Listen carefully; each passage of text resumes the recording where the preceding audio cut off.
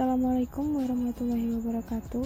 Kami dari kelompok 14 dari mata kuliah keperawatan kegawat daruratan dengan tema percobaan bunuh diri. Di sini dua rekan teman saya akan menjelaskan bagaimana pencegahan dan penanganan atau pertolongan pertama percobaan bunuh diri. Carilah pertolongan dari ahli kesehatan mental yang profesional. Langkah-langkah ini dapat membantu berusaha mengenali akar penyebab keinginan untuk bunuh diri.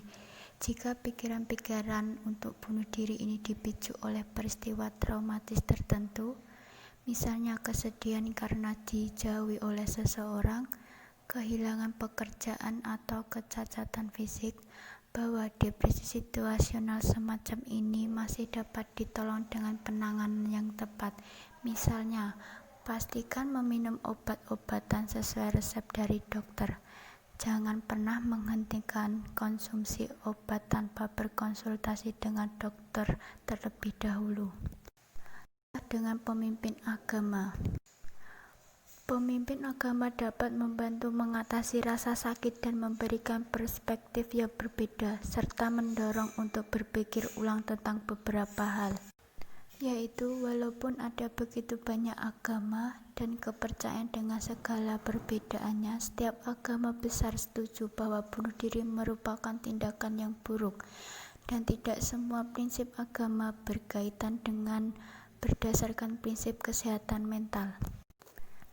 Carilah kelompok dukungan, yaitu mungkin ada kelompok dukungan yang bertemu secara daring atau secara fisik di lingkungan, di mana merasa nyaman untuk berbicara dengan orang lain yang juga memiliki pikiran untuk bunuh diri atau pernah mencoba bunuh diri sebelumnya, dan membangun jaringan sosial yang terdiri dari orang-orang yang saling memahami agar dapat saling menolong di masa-masa sulit.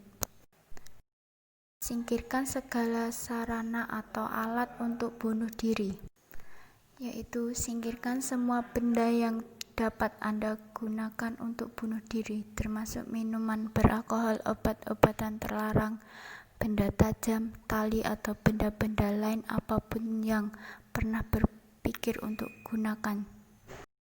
Hindari sendirian, yaitu pastikan bahwa teman dan keluarga tidak berhenti mengawasi.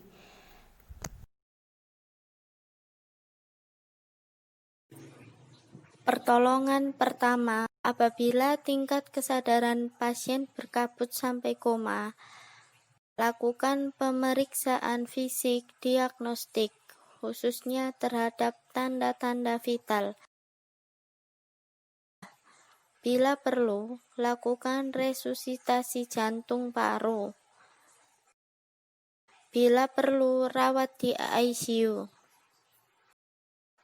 Atasi kondisi fisik akibat tindakan bunuh dirinya, seperti pendarahan, keracunan, luka terbuka, patah tulang, trauma kapitis, dan lain sebagainya. Lakukan pemeriksaan penunjang yang perlu untuk membantu penegakan diagnosis.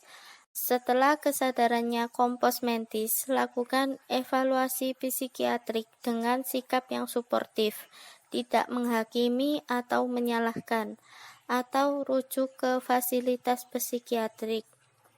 Apabila kesadaran pasien kompos mentis, 1. Atasi gangguan fisik bila ada. 2. Lakukan asesmen perilaku bunuh diri pasien. 3.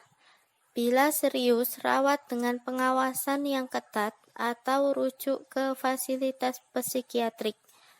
4. Bila bersifat dramatisasi, lakukan psikoterapi individual atau relationship therapy atau rujuk. 5.